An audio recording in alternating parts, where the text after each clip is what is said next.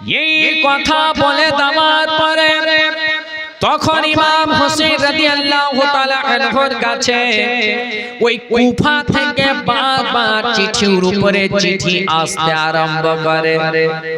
একটা নয়, দুটা নয়, বারবার চিঠি আসতে শুরু করে দেয়। যখন চিঠি আসে তখন হযরতে ইমাম হোসেন মক্কায় ছিলেন। জোরে বলুন সুবহানাল্লাহ। হযরতে ইমাম হোসেনের কাছে বারবার এটে চিঠি আসে, হুজুর আপনি আমাদের কুফাতে আসেন, আমরা এখানে 1 লাখ মানুষ আপনার হাতে বায়াত গ্রহণ করব। হযরত ইমাম হোসেনকে চিঠি লিখে পাঠাচ্ছেন। এটাই চিঠি যে হুজুর আমরা কুফাবাসী 1 লক্ষ আপনার হাতে আমরা বায়াত করব। যেমন চিঠিগুলো লিখে পাঠায়, চিঠির উপরে চিঠি চলে আসছে, বলে হুজুর আপনি তাড়াতাড়ি করে কুফা আসেন। এই কুফাতে আসার পরে হুজুর আমরা আপনার হাতে বায়াত গ্রহণ করব। এর জন্য ইয়াজিদ আমাদের উপরে অনেক জুলুম করছে, তার মাক্কারি অনেক রয়েছে, আমরা তার হাতে বায়াত হব না, আমরা আপনাকে ইমাম মানি এবং আপনার হাতে আমরা বায়াত গ্রহণ করব। যেমন বলতে আছে ইমাম হোসেন তখন বলতে আছেন, যদি 1 লাখ কুফাবাসী আমার হাতে বায়াত করে দেয় তাহলে নানা মুস্তাফা দিনের কেউ কোনো ক্ষতি করতে পারবে না। এই বলা নিয়ে ইমাম হোসেন কুফা যাওয়ার জন্য প্রস্তুত। এই কুফা যাওয়ার জন্য ইমাম হোসেন প্রস্তুতি নিয়ে নিচ্ছেন বাবা। যেমন প্রস্তুতি নেবে মক্কাবাসীরা আর ওখানকার বড় বড় লোকেরা একটি বৈঠক করলো। বৈঠকে ইমাম হোসেনের কাছে তারা আরজ করছেন, হুজুর আমাদের আবেদন এটাই হুজুর যে আপনি কুফা হুজুর আপনি যেন না, হুজুর আপনি কুফা যেন না, কারণ হতে পারে তাদের এটা যদি ধোঁকা হয়ে যায়, হতে পারে যদি আপনাকে সেখানে গিয়ে তারা ধোঁকা দিয়ে দেয়, তো হুজুর আপনি কুফা যেন না। এতবার বলতে আছেন ওই মক্কাবাসীরা হযরত ইমাম হোসেনকে বলছেন, হুজুর আপনি যেন না। ইমাম হোসেন বলছে আমি হয়তো যাব। শেষ পর্যন্ত তারা বলছেন যে হুজুর একটা উপায় আছে, আগে আপনি মুসলিম বিন আকিলকে আগে পাঠান। হুজুর আপনার চাচতো ভাই মুসলিম বিন আকিলকে আপনি পাঠান, সে আগে গিয়ে সেখানকার পরিস্থিতি দেখবে, তারপরে সেখান থেকে যদি ভালো হয়, সে সেখানকার পরিস্থিতি যদি ভালো থাকে আপনাকে খাত পাঠাবে, চিঠি পাঠাবে ইমাম মুসলিম, আর আপনি সে অনুযায়ী তখন আপনি রওনা হবেন। জোরে বলুন। যেমন বলা হযরত ইমাম হোসেন রাদিয়াল্লাহু তাআলা আনহু এই কথা মঞ্জুর করে নিলেন, বলে ঠিকই বলেছো তোমরা, সঠিক বলেছো, এটাই করতে হবে। হযরতে মুসলিম বিন আকিলকে ইমাম মুসলিমকে বললেন, ওরে মুসলিম ভাই তুমি আগে কুফা যাও, আর কুফাতে যাওয়ার পরে সেখানকার পরিস্থিতি দেখবে, যদি সেখানকার পরিস্থিতি ভালো থাকে তুমি সঙ্গে সঙ্গে গিয়ে তুমি নিজে খাত লিখে আমাকে পাঠিয়ে দিবে কাসিদের দ্বারাতে, আমি তখন মক্কা থেকে সেখানে রওনা হব। জোরে বলো। আমি সেই জায়গায় পৌঁছে যাব। এই কথা বলে দেওয়ার পরে এবার ইমাম মুসলিম যাবে, এমতো পরিস্থিতি হয়ে গেছে বাবা। কিন্তু ইমাম মুসলিম কুফায় রওনা হবে, 2 সন্তান বাবা হাত ধরে নিয়েছে। ইমাম মুসলিমের 2 সন্তান, এক নাম হচ্ছে মোহাম্মদ আর একটা নাম হচ্ছে ইব্রাহিম। জোরে বলুন সুবহানাল্লাহ। একটার বয়স হচ্ছে 8 বছর আর একটার বয়স হচ্ছে 6 বছর। একবার দরুদ পড়ুন, একটু মাইকে গন্ডগোল হচ্ছে, পড়ুন আল্লাহ দেনা মাওলানা মুহাম্মদ। যেমন ইমাম মুসলিম কুফা থেকে রওনা হবে, 200 হাত ধরে বলছে আব্বা গো, আব্বা আপনি একা যাবেন এটা হতে পারে না, আব্বা আমরাও আপনার সঙ্গে যাব। একটু ক্লিয়ার করুন, চেপে আছে। আব্বা গো আমাদের অনুরোধটা আপনি রাখেন। ইমাম মুসলিম বলছে বেটা রে আমি যাচ্ছি কুফাতে আমার বিশেষ কাজের জন্য বেটা। দুই সন্তান বলছে আব্বা আমাদেরকে একটু সঙ্গে নিয়ে চলো। দুই ছেলের দিকে দেখে ইমাম মুসলিম তখন বাবা আর সহ্য না করতে পেরে বলে বেটা চল রে বেটা চল। দুই সন্তানকে সঙ্গে নিয়ে এবার ইমাম মুসলিম সেখান থেকে রওনা হয়ে গেলেন।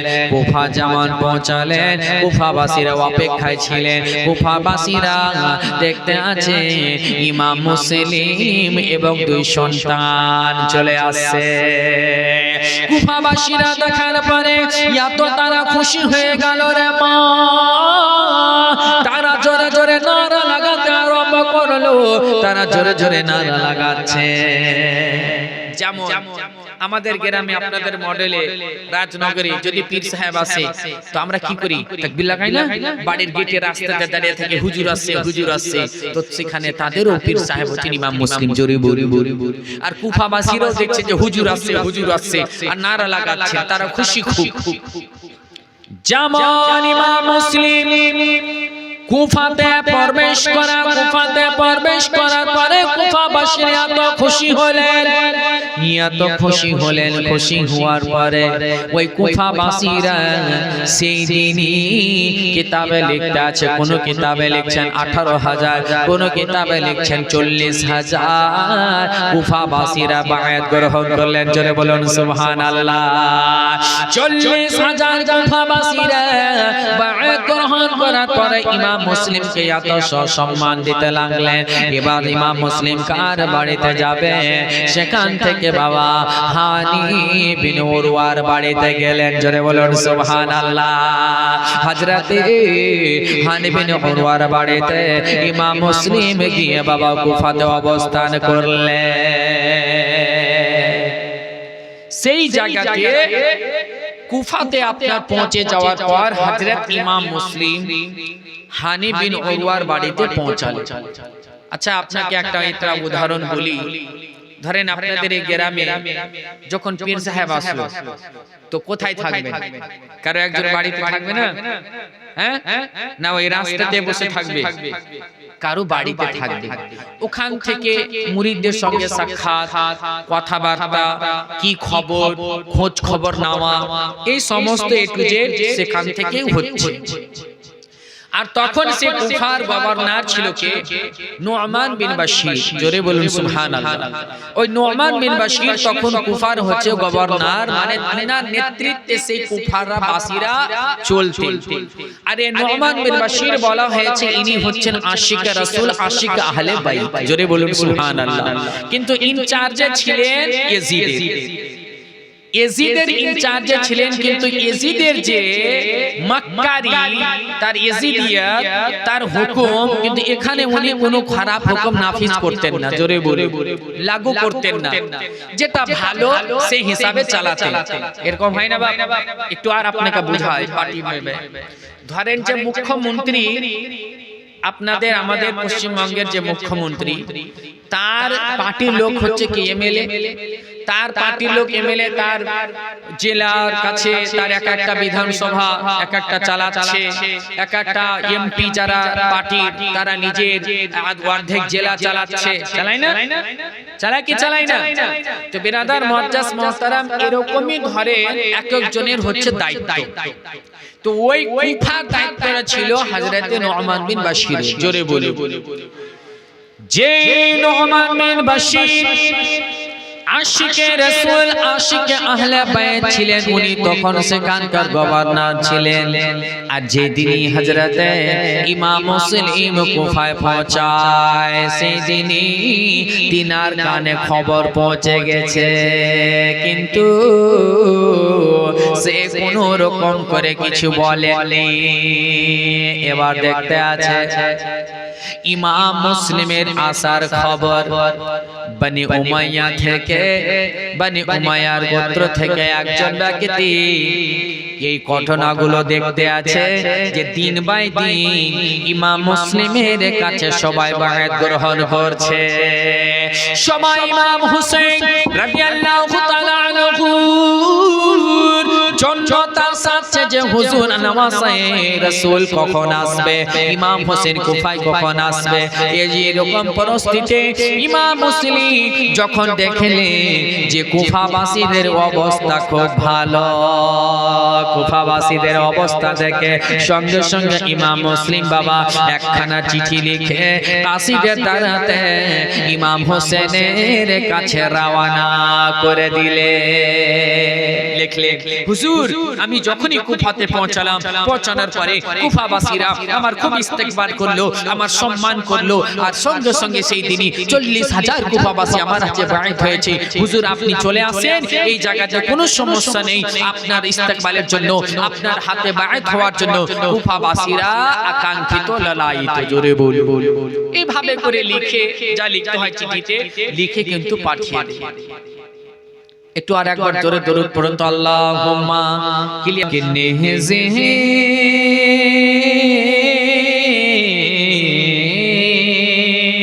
দু একটা শের পড়ছি, আপনি ঠিক করুন।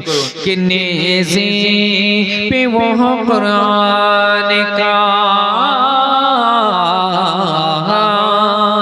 नेज़े पे वो कुरान का पढ़ना हुसैन का मोहब्बते अरे नेज़े पे ओ कुरान का पढ़ना हुसैन का छुड़छे कि नेज़े पे वो कुरान का पढ़ना हुसैन का दुनिया से मुख्तलिफ है तरीक़ा हुसैन का, दुनिया से मुख्तलिफ है तरीक़ा हुसैन का, कि नेज़े पे वो कुरान का पढ़ना हुसैन का, कि दुनिया से मुख्तलिफ है तरीक़ा हुसैन का। शेर हाजिर करता हूँ कि पल के बिछाए बैठे हैं यादें हुसैन में, कि पल के बिछाए बैठा है यादें हुसैन में, करता है इंतज़ार, करता है इंतज़ार मदीना हुसैन का, करता है इंतज़ार मदीना हुसैन का, कि नेज़े पे वो कुरान का पढ़ना हुसैन का, दुनिया से मुख्तलिफ है तरीक़ा हुसैन का, खुशबू लुटा रहा है चमन का हर एक खां, कि खुशबू लुटा रहा है चमन का हर एक खान, कि खुशबू लुटा रहा है चमन का हर एक खान, कि फूलों ने पढ़ लिया, कि फूलों ने पढ़ लिया जो वज़ीफ़ा हुसैन का, फूलों ने ने पढ़ लिया जो वजीफा हुसैन का, फूलों ने पढ़ लिया जो वजीफा हुसैन का, कि नेज़े पे कुरान का पढ़ना हुसैन का, दुनिया से मुख्तलिफ है तरीका हुसैन का। एक बार दुरूद पढ़ो अल्लाहुम्मा। सक्सेसफुल আছে, জোরে বলুন সুবহানাল্লাহ। আর আস্তে আস্তে কমতে গেলে মানে বাস সাকসেসফুল বুঝতে পারা যেত না। তো যাক আলহামদুলিল্লাহ। তো বলছিলাম যেমন কুফাতে ইমাম মুসলিমের এই আস্তে আস্তে কুফাবাসীরা দেখতে পাচ্ছে আস্তে আস্তে আপনার ইমাম মুসলিম রাদিয়াল্লাহু তাআলা আনহুর দিকে সবাই অগ্রসর হচ্ছে। সবাই আস্তে আস্তে ইমাম হোসেনের জন্য লালায়িত আছে। ইমাম হোসেনের আসার জন্য তারা লালায়িত। এবার সেই জায়গাতে এ বনি উমাইয়া যে ব্যক্তি যারা দেখতেছে সে তখন চলে গেল নোমান বিন বাশিরের কাছে। নোমান বিন বাশিরের কাছে যে বলতে আছে, ও নোমান, কুফাতে যেভাবে করে ইমাম মুসলিমের কাছে একের পর এক বাইত করতে আছে ইমাম হোসেনের জন্য তারা লালায়িত, এমন অবস্থা তুমি কি দেখতে পাও না? তোমাকে যে ইয়াজিদ মাসে মাসে তানখা দেয়, এই তানখা যে নিচ্ছ ইয়াজিদের তুমি কি কাজ করছো বলো? নোমান বিন বাশির বলছে, আজ এতে কি হয়েছে বলো? বলছে সঙ্গে সঙ্গে আগে তুমি তাড়াতাড়ি ইমাম মুসলিমকে গ্রেফতার করো, তাকে কয়েদ করে নাও, আর ইয়াজিদের কাছে খবর পৌঁছে দাও। এই মত বলতে আছে বাবা। তখন নোমান বিন বাশির বলছে, না না, এটা কোনোদিন হতে পারে না, এটা কখনো হবে না। ও হচ্ছে নবী মুস্তাফা নামাসা, আমি তার উপরে কোনো জুলুম করতে পারবো না। এর জন্যই আজ যদি আমি কোনো রকম করে একটু গোস্তাখি করে দিই, একটু বেয়াদবি করে দিই, কাল কিয়ামতে নবী মুস্তাফার কাছে মুখ কি করে দেখাবো? এমন কথা বলতে আরম্ভ করে দিয়েছে। এই বনি উমাইয়ার থেকে যে ব্যক্তি রয়েছে, এই ব্যক্তি কথাবার্তা শুনে বুঝে গিয়েছে এ আর ইয়াজিদের না, এ হচ্ছে ইমাম মুসলিমের গোলাম। যেমন বুঝে যাওয়া বাবা, এই খবরখানাকে এই দাজ্জাল কি করলো? তখন ইয়াজিদের কাছে পৌঁছে দিল, পৌঁছে একজন কাসিদকে পাঠিয়ে দিল ইয়াজিদের কাছে। ইয়াজিদ যেমন ভাবে কুফাবাসীরা ইমাম হোসেনের জন্য লালায়িত, আর তোমার এখানে হুকুমত চলবে না, এখানে তোমার কোনো অর্ডার চলবে না, তোমার কথা কেউ মানবে না, তোমার কাছে আর কেউ বায়াত হবে না, না হলে তুমি তাড়াতাড়ি করে গভর্নর চেঞ্জ করো। কত বদমাশ! এ কি করলো? এ বনি উমাইয়া থেকে একজন গিয়ে সেখানে একজনকে পাঠিয়ে দিল, সে কাসিদ যে ওয়াজির, তোমার কুফাতে যে গভর্নর রয়েছে সে কিন্তু তোমার হুকুম মানে না, তোমার অনুযায়ী কাজ করে না। এখানে ইমাম মুসলিম চলে এসেছে আর ইমাম হোসেন আসবেন। এখন তুমি ভাবো কি করবা? যেমন খবরখানা ইয়াজিদ যখন দেখলো চিঠিতে কুফাতে চলে গিয়েছে ইমাম মুসলিম, আর সেই জায়গাতে আমার দাওয়া যে গভর্নর দাওয়া রয়েছে সেই কিন্তু আমার কথা অনুযায়ী আমার হুকুম সেখানে চালাচ্ছে না। ইমাম মুসলিমকে এখনো গ্রেফতার করেনি। ইমাম হোসেনের জন্য যে তারা লালায়িত তাদেরকে কিছুই বলছে না। এবার দেওয়ার সঙ্গে সঙ্গে এই তখন ইয়াজিদ করলো কি, ইবনে জিয়াদকে বাবা বসরা থেকে কুফা পাঠিয়ে দিল। ইবনে জিয়াদের কাছে চিঠি পাঠিয়ে দিল, হুকুমনামা লিখে যে হে ইবনে জিয়াদ, তুমি বসরা থেকে ওখান থেকে তুমি সঙ্গে সঙ্গে কুফা চলে যাও, আর কুফাতে যে নোমান বিন বাশির কাছে গভর্নর রয়েছে তাকে গ্রেফতার করে নিয়ে আর তুমি সেখানকার তুমি গভর্নর হয়ে যাবে। এবার বসরাতে কাকে দিবে? এবার বসরাতে অন্য একজনকে কুফাতে আপনার বসরাতে গভর্নর করে দিল। আর সেখান থেকে ইবনে জিয়াদ তখন সেখান থেকে চলে আসলো কুফা।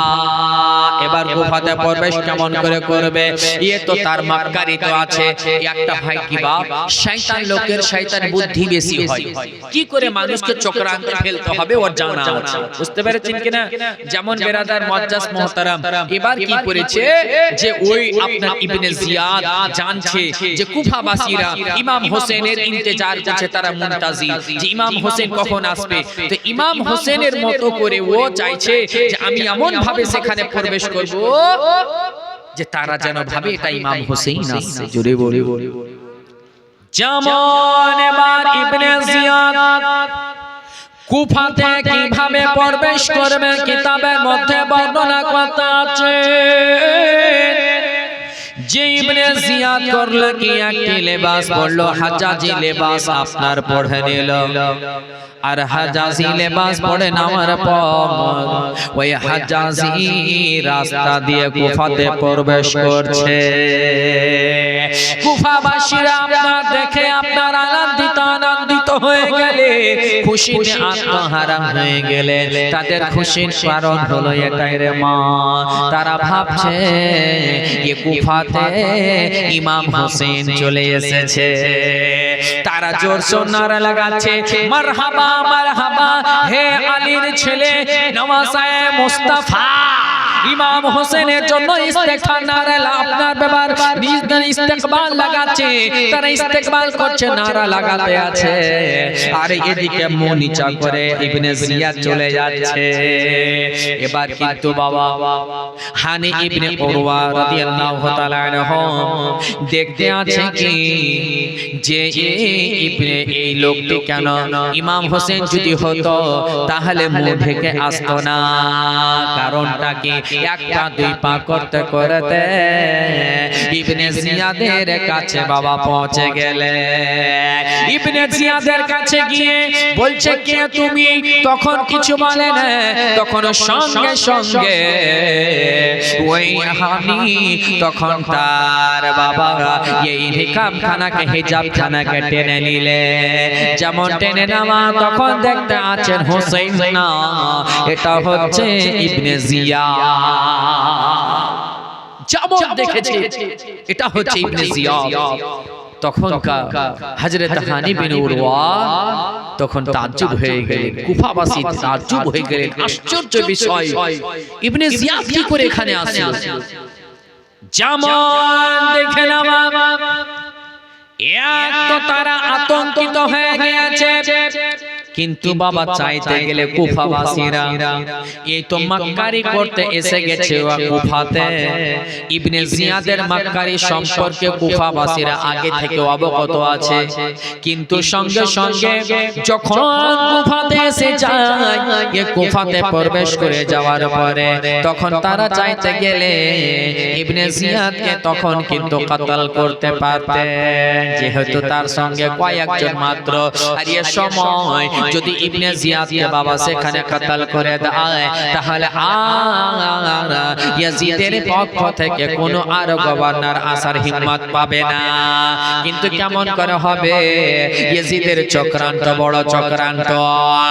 এবার সেখান থেকে ইবনে জিয়াদ সেখান থেকে সঙ্গে সঙ্গে দারুল আমারাতে চলে গেলেন। দারুল আমারাতে যাওয়ার পরে সেই জায়গাতে নোমান বিন বাশিরের ঘরে প্রবেশ করে গেলেন।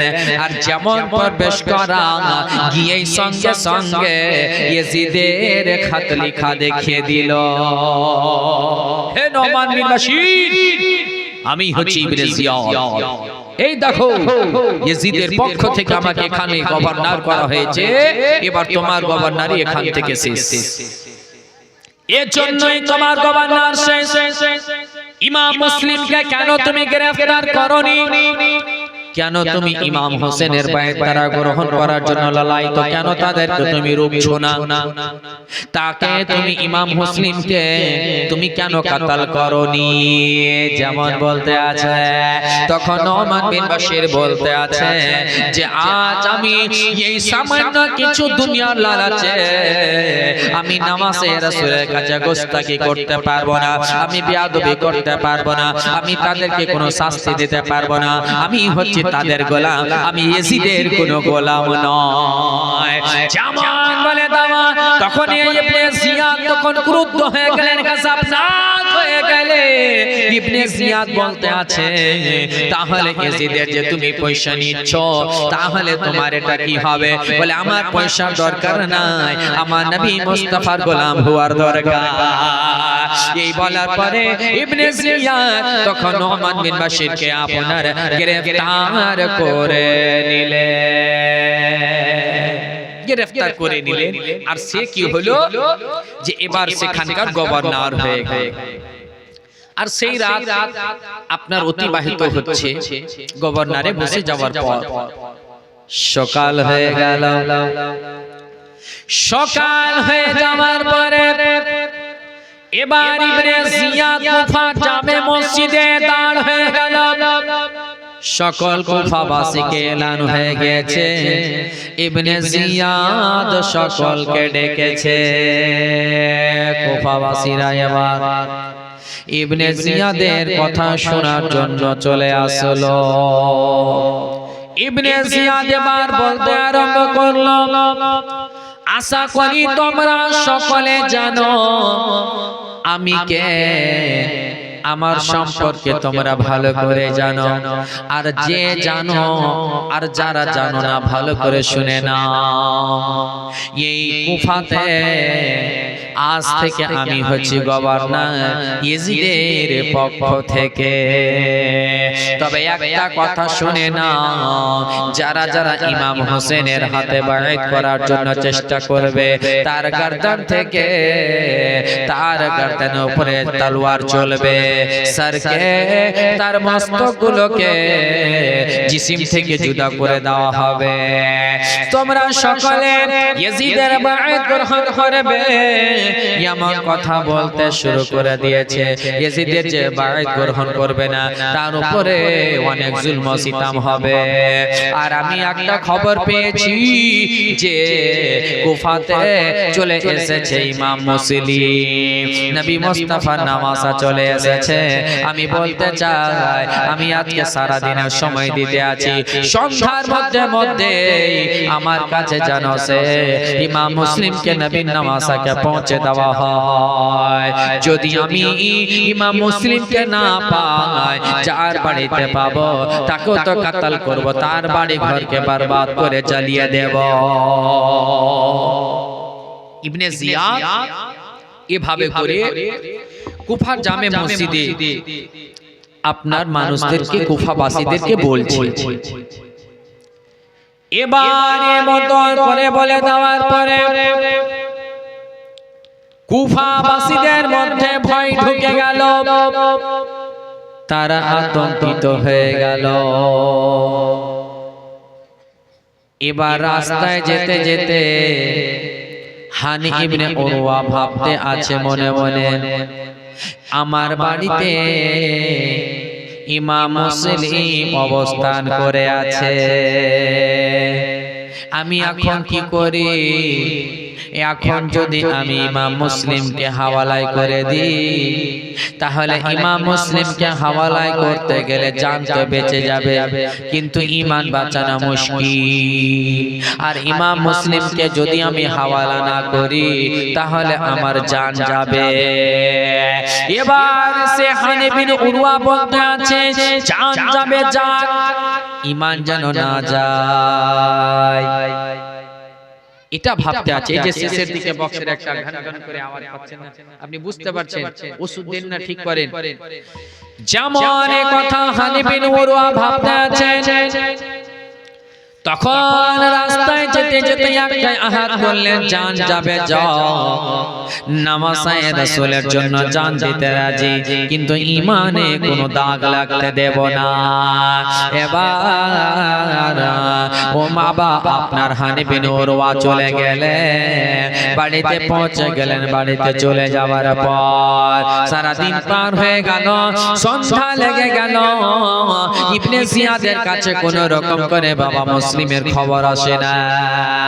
এবারে দেখে ইবনে জিয়াদ বুঝে গিয়েছিল এটাই, যে যদি হানির ভয় হয়, যদি আমার ডর হয়, তাহলে হানি ইমাম মুসলিমকে আমার কাছে পাঠিয়ে দেবে।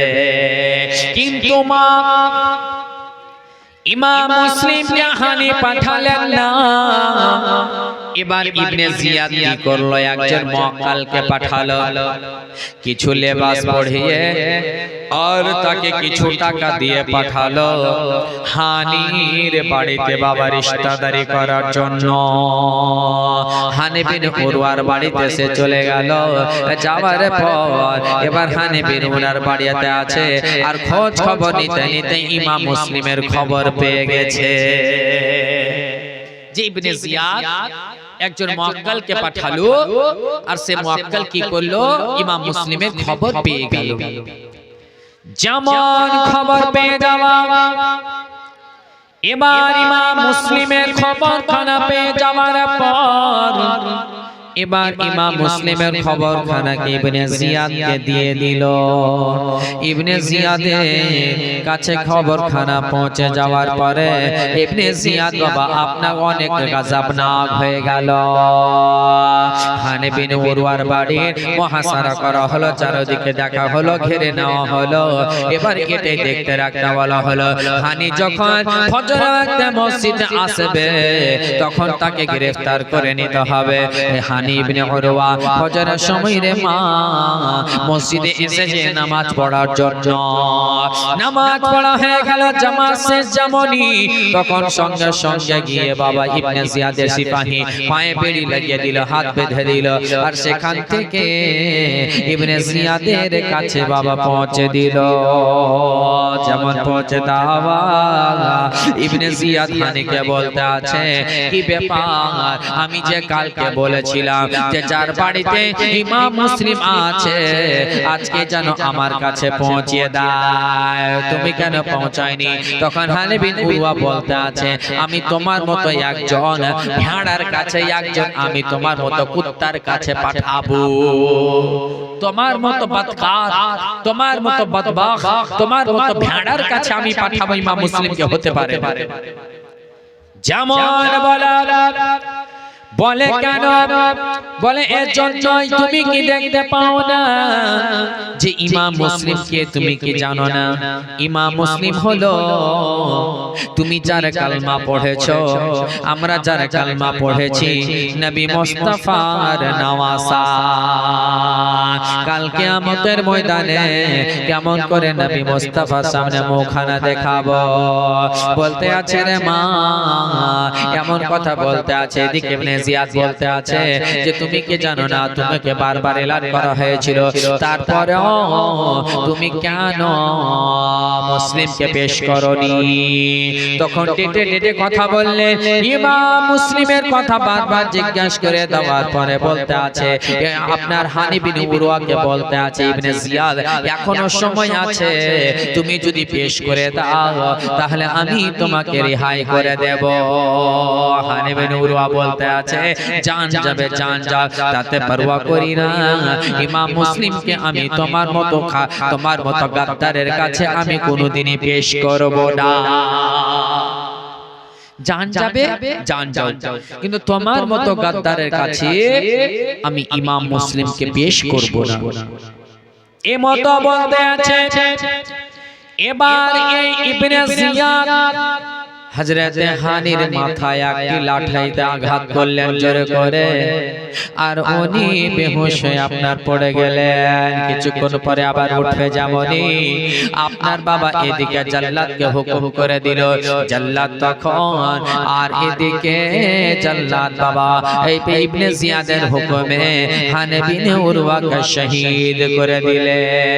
পড়ো ইন্না লিল্লাহি ওয়া ইন্না ইলাইহি রাজিউন। যেমন বাবা শহীদ করে দেওয়া, এবার শহীদ করে দেওয়ার পরে এই খবরখানা ওই কুফাতে বাবা বেশি বেশি করে ছড়িয়ে গেল। হযরতে হানি বিন উরওয়াকে এই ইবনে জিয়াদ কতল করে দিল, শহীদ করে দিলেন। এই খবরখানা কুফাতে পৌঁছে গেল তাড়াতাড়ি, আর কুফাবাসীরা আরো বাবা আতঙ্কিত হয়ে গেল। যেমন বাবা খবরখানা পৌঁছে যাওয়া, কুফাবাসীরা রে মা আরো আতঙ্কিত হয়ে গেল। এই খবরখানা যেমন ইমাম মুসলিমের কাছে পৌঁছে যায়, ইমাম মুসলিম তখন সহ্য করতে না পেরে সঙ্গে সঙ্গে খালি তরবারি নিয়ে বের হলেন, আর খোলা ময়দানে গিয়ে দাঁড় হয়ে বলতে লাগলেন, ও কুফাবাসী, তোমরা কেমন কুফাবাসী বলো বলো।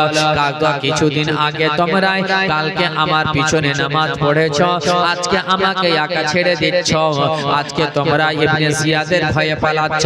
বলো বলো, তোমরা আমার নবী মুস্তাফার কালমা পড়েছ, কাল কিয়ামতে হাউজে কাউসারের পানি কে পান করাবে, মিজানে কার কাছে তুমি যাবে, পুল সিরাত কেমন করে পার হবে, নবীর কাছে কেমন করে দান হবে। আজকে তোমরা যে ধোঁকাবাজি করছো বলো, কাল কিয়ামতে কে শাফাত করবে বলো বলো। এভাবে যেমন খুতবা দিতে শুরু করেছে, তখন হানি বিন উরওয়ার কওম থেকে একের পর এক তরওয়ার নিয়ে ইমাম মুসলিমের পাশে দাঁড় হলেন। জোরে বলুন সুবহানাল্লাহ। এবার যখন দাঁড় হয়ে যাওয়া, তখন আবার যারা ইমাম মুসলিমের সঙ্গে হাজার হাজার কুফাবাসী হয়ে গেলে,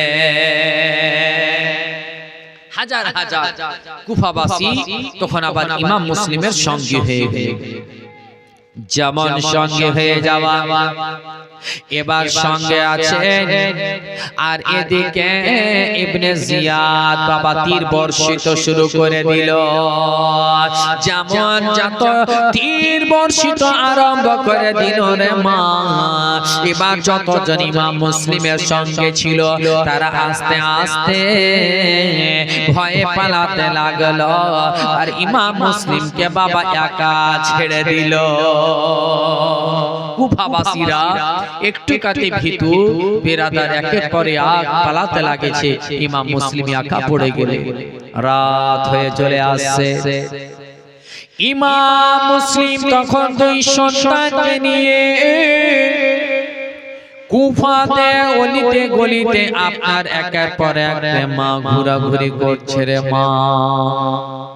ইমাম মুসলিম দুই সন্তান, তার একটার নাম হচ্ছে মুহাম্মদ আর একটার নাম হলো ইব্রাহিম। দুই সন্তানকে নিয়ে রে মা ওই কুফাতে যেন ঘোরাঘুরি করছে। যেমন আপনাকে বলি, ধরুন আপনাদের গ্রামে পীর সাহেব এসেছেন আর দুই ছেলে নিয়ে এসেছেন, আর আপনারে দাওয়াত দিয়ে ডাকলেন, আর ডাকার পরে নিজে নিজের বাড়ি ঘর কাপার দরজা লাগিয়ে দিলেন যে আমরা আর বাড়িতে রাখবো না, যে রাখতে গেলে আমাদের জান চলে যাবে। তো এই মুহূর্তে কি করবে? গলি গলিতে ঘুরবে না, কেউ আমাকে থাকতে দাও থাকতে দাও এরকম করবে না মা? তো এরকমই করছে ইমাম মুসলিম আপনার বাড়ি বাড়ি গলায় গলায় আপনার গলি গলিতে নামাসায়ে মুস্তাফা দ্বীন ইসলামের জন্য। জোরে বলুন সুবহানাল্লাহ। জামান বাবা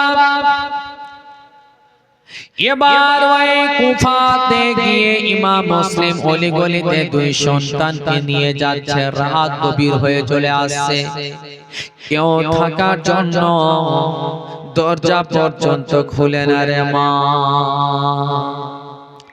একজন বয়স্ক ব্যক্তিকে দেখতে পেলেন, বাবা বাড়িতে তার ছায়া দেখতে পাওয়া যাচ্ছে। ইমাম মুসলিম দরজার কাছে গিয়ে বলতে আছে, আমাকে আপনার বাড়িতে কি আজকে থাকতে দেওয়া হবে? ভিতর থেকে আওয়াজ আসে, কে? বলে, আমি হলাম নামাসায়ে মুস্তাফা, আমি হলাম নবী মুস্তাফার নামাসা, আমার নাম হলো মুসলিম। যেমন বলে দেওয়া, এবার সেই ব্যক্তি বাইর হয়ে আসলেন, অন্ধকারে ছিল ফলে দেখতে পাইনি। বাবা বলছে, আসো আসো আমার ভিতরে, আমার বাড়ির ভিতরে প্রবেশ করো। যেমনই প্রবেশ করেছে বাবা বাড়ির ভিতরে, বাড়িতে প্রবেশ করে যাওয়ার পর দেখতে পাচ্ছেন চিরাগ একটি জ্বলছে, আর ওই লাইটের আলোতে নুরানি চেহারা ঝলঝল করতে আছে। বলে, কে? বলে, ইমাম মুসলিম নবী মুস্তাফার নামাসা। তখন ওই ব্যক্তি আর কেউ না, যার নাম হলো কাজী শোরে। জোরে বলুন সুবহানাল্লাহ। ওই কাজী শোরে তখন ইমাম মুসলিমের হাত চুম্বন করলেন, কদম চুম্বন করে বাবা দুই সন্তানকে গলায় লাগালেন, আদর করতে লাগলেন। আর আদর করতে করতে বাবা আপনার সারা রাত পার হয়ে গেল। হযরতে ইমাম মুসলিম কাজী শোরেহ বাড়িতে আপনার অবস্থান করলেন, আর সেই কাজী শোরের কাছে দুই সন্তানকে রাখলেন। জোরে বলুন সুবহানাল্লাহ। এবার ইবনে জিয়াদ এলান করে দিচ্ছে, তার সিপাহী ডিক্লার করতে চলে এসেছে, যার বাড়িতে মুসলিমকে পাওয়া যাবে এবং তার সন্তানদেরকে পাওয়া যাবে, তার বাড়ি ঘর নিস্তনাবুদ করে দেওয়া হবে, আর তাকেও কতল করে দেওয়া হবে। এ খবর যেমন শোনা, ইমাম মুসলিম তখন সঙ্গে সঙ্গে সঙ্গে সঙ্গে বাবা হাতে তরবারি নিয়ে বের হয়ে গেলে, এই খোলা ময়দানে বের হয়ে গেলে। এর জন্য ইমাম মুসলিম বলতে আছে, আমার জন্য এ বয়স্ক ব্যক্তি কেন কষ্ট পাবে, আজকে আমি কষ্ট দেব না। ইমাম মুসলিম তখন ময়দানে দাঁড় হয়ে গেলে, যেমন ময়দানে দাঁড় হয়ে যাওয়ার মা এবার আবার বলতে আরম্ভ করে দিলেন, ইমাম মুসলিম, এ কুফাবাসীরা, কেমন তোমরা কুফাবাসী বলো বলো, আজকে আমি যে তোমাদের কুফাতে এসেছি, আমি নিজের স্বেচ্ছায় আসিনি, আমাকে ডাকা হয়েছে, বারবার চিঠি পাঠানোর পরে আমি তোমাদের কুফায় এসেছি। এমত কেন তোমরা করছো? তোমরা বলো বলো, কাল কিয়ামতে নবী মুস্তাফার সামনে কেমন করে দাঁড় হবে, তোমাদেরকে হাউজে কাউসারকে পান করাবে, তোমাদেরকে মিজানের পাল্লায় কে রাখা থাকবে, তোমাদের পুলসেরাকে পার করাবে। এমন ভাবে বলতে আছে, তোমরা কি উত্তর দেবে? আজকে নামাসায়ে মুস্তাফাকে ধোঁকা দিয়ে দাও, তাহলে কিয়ামতে কেমন করে নবীর কাছে দাঁড় হবে। যেমন বলে দাও বাবা, ওরে মা বোনেরা, বাবাজি ও ভাইরা রে, এবার সঙ্গে সঙ্গে ইমাম মুসলিম বলতে আছে, আর এইদিকে একের পর এক বাবা আবারও কুফাবাসীরা ইমাম মুসলিমের সঙ্গে হয়ে গেল। কুফাবাসীরা ইমাম মুসলিমের সাথ দিয়ে দিল, সঙ্গী হয়ে গেল। এবার দেখতে আছে এইদিকে ইবনে জিয়াদের সিপাহীরা এসে আবারও যুদ্ধ শুরু করে দিল, তীর চালাতে শুরু করে দিল। আর আবারও ওই ইমাম মুসলিমের সঙ্গে যারা ছিল তারা আস্তে আস্তে করে বাবা দূরে সরছে। এজন্য তারা যে তাদের সঙ্গে হয়ে গিয়েছে, এবার তীরের ভয়ে তারা বাবা পালাতে শুরু করেছে। তারা চলে গেল আস্তে আস্তে, ইমাম মুসলিম একা হয়ে গেলেন। আবারও রাত বাবা হয়ে চলে আসছে। এবার রাত যখন হয়ে চলে আসছে, আবারও বাবা এই ডিক্লার করে দিল যে ইমাম মুসলিমকে সাপোর্ট করবে, তার সহযোগিতা করবে, তাকেও কতল করা হবে, আর তার বাড়ি ঘরকেও পুড়িয়ে দেওয়া হবে। আবার যে ইমাম মুসলিমের সাথ দিবে তারই ক্ষতি আগে করা হবে, আবার সবাই একের এক পর মানে ভীতু ব্যক্তি তারা, তখন আবার একা একা হয়ে যাচ্ছে। ইমাম মুসলিম বাবা এবার রাতের দিকে একা একাই বাবা আপনার এক বাড়ি অপর বাড়ি দৌড়াদৌড়ি করে এক ঘট পানির জন্য। ইমাম মুসলিম কুফার অলি গলিতে ঘুরছে, যেতে যেতে বাবা একজন বৃদ্ধা মহিলাকে দেখতে পেলে তার বাড়ির কাছে গিয়ে ইমাম মুসলিম বলতে আছে, মা গো তোমার কাছে কি এক ঘট পানি পাওয়া যাবে মা? বলে কে? বলে আমি আছি মা। ইমাম মুসলিম বলছি নওয়াসায়ে মুস্তাফা জামান বলে দাওয়া। এবার তখন সঙ্গে সঙ্গে ইমাম মুসলিমকে তখন বলতে আছে, ওরে ইমাম মুসলিম আমার নবী মুস্তাফা নওয়াসা আসো আসো আমার বাড়িতে তাড়াতাড়ি করে প্রবেশ করো। যে মহিলা প্রবেশ করালেন তার নাম কিতাবে লেখা হয়েছে তুয়া। জোরে বলুন সুবহানাল্লাহ। ওই তুয়া নামক মহিলা ইমাম মুসলিমকে পানি পান করালেন। ইমাম মুসলিম বলছে, মা গো আজকে আপনি আমাকে দুনিয়াতে পানি পান করালে, আমি কিয়ামতে হাউজে কাউসারের নানা মুস্তাফার কাছ থেকে আমি তোমাকে পানি পান করাবো। ও মা আজকে তুমি আমাকে রাস্তা দিলে, যে কুফাবাসীরা দরজা খোলে না, আজকে তুমি আমাকে এই জায়গায় আশ্রয় দিলে, তুমি আমাকে ছায়া দিলে মা, কাল কিয়ামতের ময়দানে নানা মুস্তাফার ঝান্ডার ছায়ায় তোমাকে আমি রাখবো। এবার তোমাকে আবার বাবা আমার নবী মুস্তাফা নওয়াসা তো বাবা আপনার বাবা দুয়া দিলেন। দুয়া দিয়ে দেওয়ার পর রাত যেমন হয়েছে, দুয়ার একটা সন্তান ছিল, যে সন্তানটা ইবনে জিয়াদের গোলাম। রাত হয়েছে, ইবনে জিয়াদের কাছ থেকে রাতে বাড়ি আসে। যেমন বাড়ি আসা মা তুয়া নামক মহিলা তখন বলতে আছে, বেটা রে আমাদের ভাগ্য খুলে গিয়েছে রে বেটা। বলে কেন মা? বলে এর জন্যই মা। এ কেন মা? বলো বলো। তখন বলতে আছে, এজন্য রে বেটা আজকে আমার মতো অধমের বাড়িতে নওয়াসায়ে মুস্তাফা চলে এসেছে। মা এদিকে খুশি হয়ে গেল, বেটা এদিকে খুশি হয়ে গেল, কিন্তু মা এবং বেটার খুশিতে পার্থক্য। বেটা খুশি হচ্ছে অন্য কারণে, আর মা খুশি হচ্ছে অন্য কারণে। জোরে বলুন কারণ কি? মা খুশি হচ্ছে কি নওয়াসায়ে মুস্তাফা খিদমত করে রাসূলকে রাজি করে নিব, জান্নাত পেয়ে যাব। জোরে বলুন। আর বেটা এর জন্য খুশি হচ্ছে যে যে ইমাম মুসলিমকে দিতে গেলে ইবনে জিয়াদ খুশি হবে, আর আমি তার কাছে দৌলত পাবো, তো সকাল হতে গেলে খবরখানা আগে পৌঁছাবো, আর আমার বাড়িতে আছে মুসলিম, এই কথা পৌঁছানোর জন্য সে হচ্ছে খুশি। রাতের সময় বাবা রাত পার হয়ে গেল, এবার ফজরের নামাজ ইমাম মুসলিম পড়তে আছে। কে পড়ছে? নামাজ কে পড়ছেন? জোরে বলুন। মা বোন নামাজটা কে পড়ছেন? ইমাম। জোরে বলুন তো কে পড়ছেন? ইমাম মুসলিম।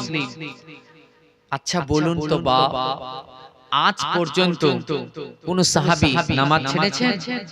কোন তাবেঈন নামাজ ছেড়েছেন? কোন তাবেঈন নামাজ ছেড়েছেন? কোন আল্লাহ ওলি নামাজ ছেড়েছেন? না, তিনারা নামাজ ছাড়েননি। তো তিনারা কি হয়েছেন? আল্লাহর প্যারা হয়ে গেছেন। জোরে বলুন। আর আজকে আমরা যে এই জীবনী শুনছি, তো নামাজের কথাটা কি বুঝতে পারছেন? সব এত আপনার বালা মুসিবত বিপদ আপদ, কিন্তু নামাজ কেউ কখনোই ছাড়েনি। জোরে বলুন।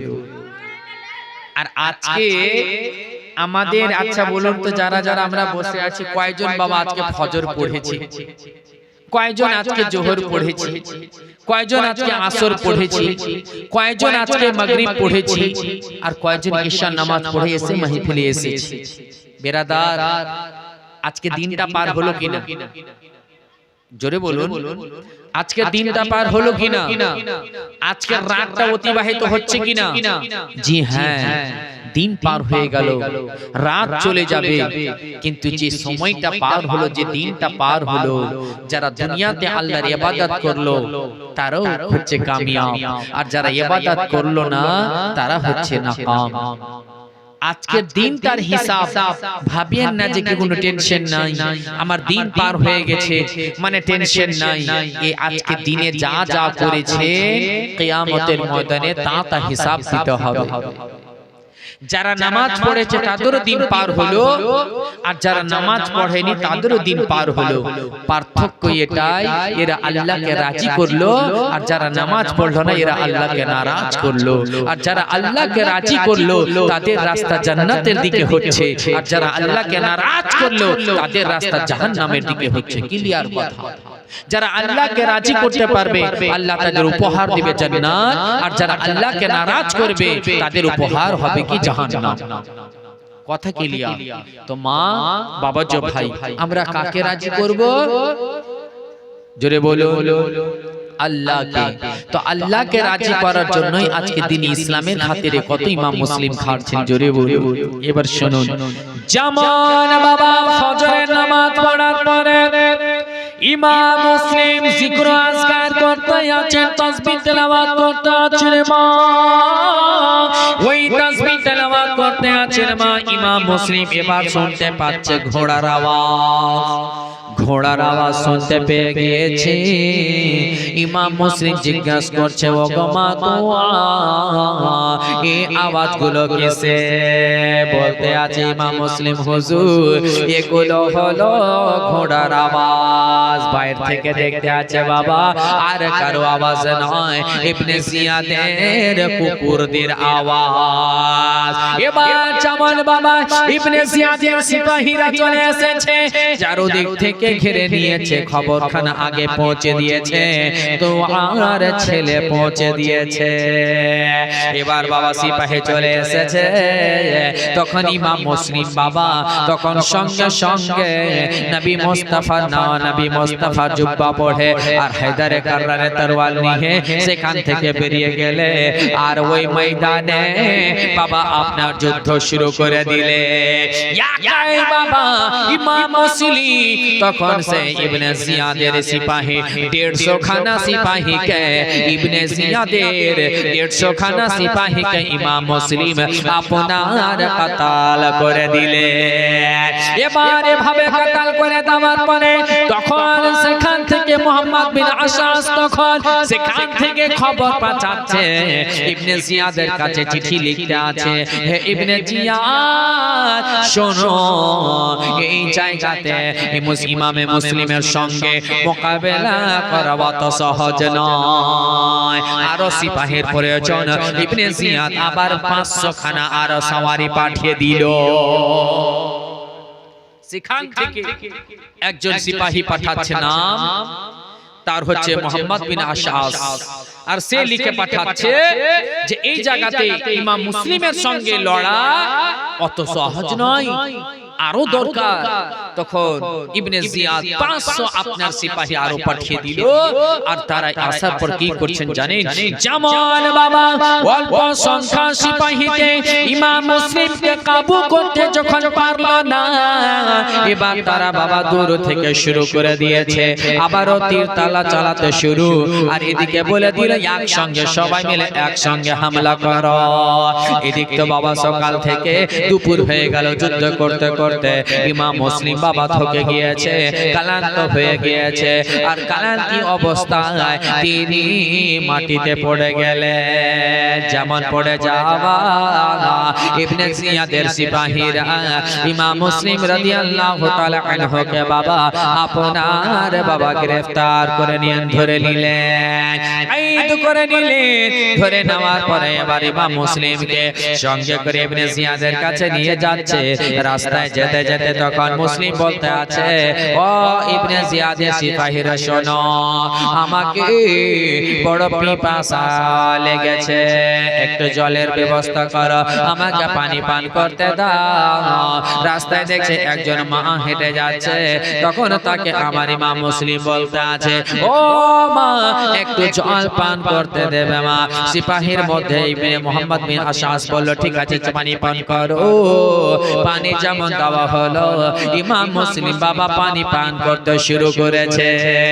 যেমন বাবা পানির বারদান খানা ইমাম মুসলিম রে মা মুখের কাছে নিয়ে যাবে, একজন জালিম বাবা সিপাহী এমন জোরে তরবার চালিয়েছে, ইমাম মুসলিমের বাবা উপরে ঠোঁট কেটে গিয়েছে।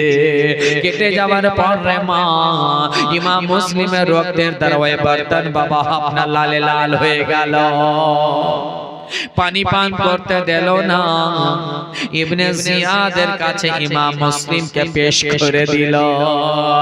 ইমাম মুসলিমকে যেমন ইবনে জিয়াদের কাছে পেশ করে দেওয়া, যেমন পেশ করে দেওয়া বাবা, এবার ইবনে জিয়াদ আমার ইমাম মুসলিমকে দেখে বাবা গজবনাক হয়ে গেলে, বলতে আছে, ও মুসলিম বলো বলো তুমি কেন ইয়াজিদের বায়াত গ্রহণ করছো না, ইমাম হোসেনের বায়াতে কেন আছো?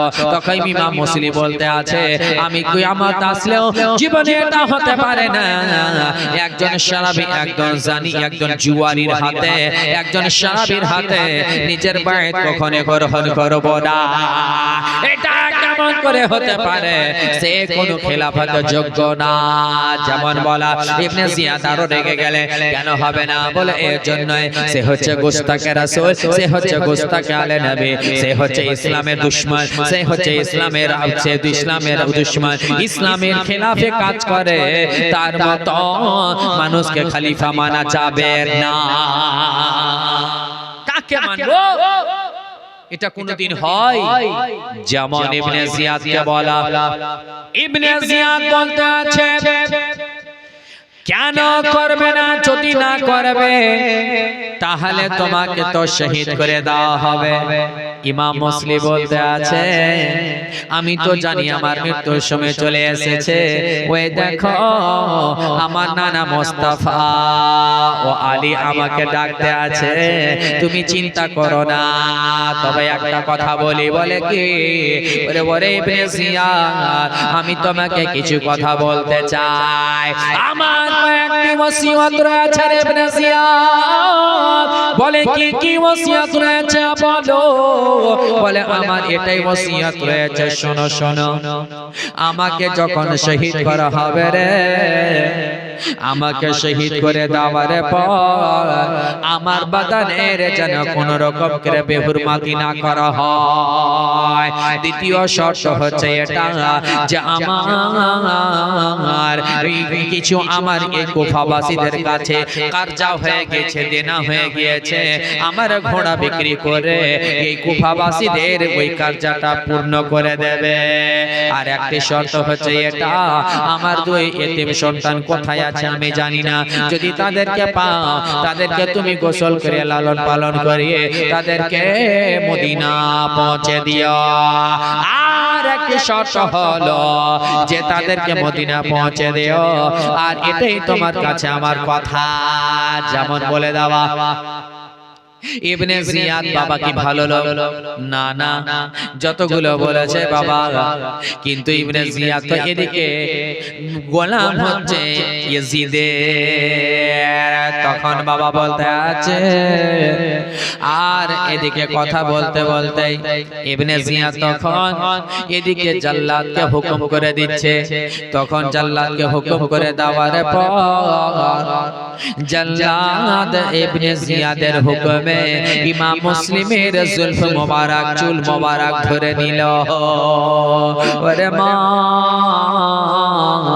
ইবনে জিয়াদের হুকুমে জাল্লাদ আপনার ইমাম মুসলিমের চুল মোবারক ধরে নেওয়ার পর চুলখানাকে ধরে নিয়ে বাবা এবার একটু ছাদের উপরে নিয়ে গেলেন। ছাদের উপরে নিয়ে যাওয়ার পরে রে মা ইমাম মুসলিমের মস্তক মোবারক খানাকে বাবা ধরে এমন জনে তার বাড়ি চালিয়েছে রে মা ধড়খানা ছাদ থেকে নিচে পড়ে গেল আর ইমাম মুসলিমের মস্তক খানা উপরে ধরে থেকে গেল। ইমাম মুসলিমকে তারা শহীদ করে দিল। বড় ইন্না লিল্লাহি ওয়া ইন্না ইলাইহি রাজিউন। ইমাম মুসলিমকে তারা শহীদ করিয়ে দিল। আল্লাহু আকবার। যেমন শহীদ করে দেওয়া এবারে খবরখানা সারা মুখ আপনার কুফাতে ছড়িয়ে গেল। কুফাবাসীরা আরো ভয়ে কাঁপতে লেগে গেল। আর এদিকে ইবনে জিয়াদ নিজেকে এত বড় মনে করতে লাগলো, তাকাব্বুরে আরো চলে আসলো। দেখো দেখো তোমরা যাকে ইমাম বানাচ্ছিলে, তোমরা যার ইমামতির পেরবি করতে আরম্ভ করেছিলে, আজকে তাকে আমরা শহীদ করিয়ে দিলাম। ইবনে জিয়াদ বাবা এবার এদিকে হযরত ইমাম মুসলিম রাদিয়াল্লাহু তাআলা আনহু জিসম মোবারক বাবা মাটিতে পড়ে রয়েছে। আর ওই যে সরদার গুলোকে কুফার সরদারদেরকে কিছু টাকা লালচ দিয়ে ইমাম মুসলিমের কাছ থেকে সরিয়েছিল, তারা এক দিক থেকে ইমাম মুসলিমের শহীদের দিনেই বাবা বসে বসে ঘরে ঘরে তারা বাবা টাকা পয়সা তারা নিচ্ছে। কত ধোঁকাবাজ। আজকে বললো ইমাম মুসলিমকে যে আজকে চলে আসো, হে কুফাবাসীরা আজকে ইমাম মুসলিমকে এমন ভাবে ধোঁকা দিল যে আল্লাহু আকবার বেসাহারা করে দিয়ে তারা শহীদ করিয়ে দিল, কিন্তু তারা সাথ দিল না। কিন্তু এই দিকে যে চিঠিটা লিখে পাঠিয়েছে আসার পরে হযরত ইমাম হোসেনের কাছে চিঠিখানা তো ইমাম হোসেনের কাছে পৌঁছে যাচ্ছে। জোরে বলো। এবার দেখতে আছে যেমন ইমাম মুসলিমকে শহীদ করিয়ে দেওয়া কুফাবাসীরা আরো আতঙ্কিত হয়ে গেল। আর ইমাম মুসলিমের আপনার কাফন দাফন হবে। তবে বেরাদার কথা বলুন তো দেখি, আজকে ছেলেদের কাফনের কটা লাগে বাপ? 3টা কাপড়। কটা লাগে? একবার জোরে বলো। 3টা। আর মাদের লাগে 5টা। মা বোনের 5টা আর পুরুষের জন্য বাবাজি ভাইদের জন্য হচ্ছে 3টা। তো সুবহানাল্লাহ, একটু শুধু ইমাম মুসলিমের ওসিলা দিয়ে আল্লাহর কাছে দোয়া করব আর এই ইমাম মুসলিমকে নওয়াসায়ে মুস্তাফা, জোরে বলুন সুবহানাল্লাহ, ইমাম মুসলিমের ওসিলা দিয়ে আল্লাহর কাছে দোয়া করব আল্লাহ যে আজকে ইমাম মুসলিমের যে শহীদের কথা শুনলাম বা শুনছি, আল্লাহ এই ইমাম মুসলিম যে শহীদ হয়েছে আল্লাহ তার ওসিলাতে যেন আমাদের গুনাহ খাতাকে maaf করে দেওয়া হয়। আর সুবহানাল্লাহ বিহামদিহি আরো দোয়া করব। তো বেরাদার এই ইমাম মুসলিমের 3টি কাফনে আমি মাত্র বেরাদার মুআজ্জাজ মুহতারাম 500 টাকা করে 11 জন আমার ভাইকে দেখতে চাই। একটু নবীর মোহাব্বতে হাতখানা তুলবেন বাবা। একটা কলম আগে হাত তুলুন তো মাত্র 500 টাকা আমি দেখতে চাই। বেশি চাপ জীবনে একটু নবীর মোহাব্বতে মাত্র 11টা কলম বলবে মাওলানা ইমাম মুসলিমের মোহাব্বত আমি দিলাম 500 টাকা। একটা হাত উঠেনি, এত বড় মাছ সুবহানাল্লাহ। কেউ উঠাচ্ছে হাত? মাত্র 500 টাকার কথা বলেছি। পবিত্র সভাতে ইমাম হোসেন ইমাম হাসান রাদিয়াল্লাহু তাআলা আনহুর জীবনী শুনছে। ইমাম মুসলিমের মোহাব্বতে বেরাদার কেউ আছেন নওয়াসায়ে মোহাব্বতের জন্য? একটা হাত উঠবে যে মাওলানা আমি দিলাম 500 টাকা। আজকে না হবে কালকে এসে দিবেন, কাল না হবে পরশু এসে দিবেন। একবার হাতখানা তুলে দেখুন, আপনার অন্তর খারাপ আপনার আনন্দেতে ভরে যাবে। জোরে বলুন সুবহানাল্লাহ। বেরাদার মুআজ্জাজ মুহতারাম, পিছন দিক থেকে অনেকে ভাবছেন যে কি ব্যাপার, দান দিব কি দিব না, দিব কি দিব না।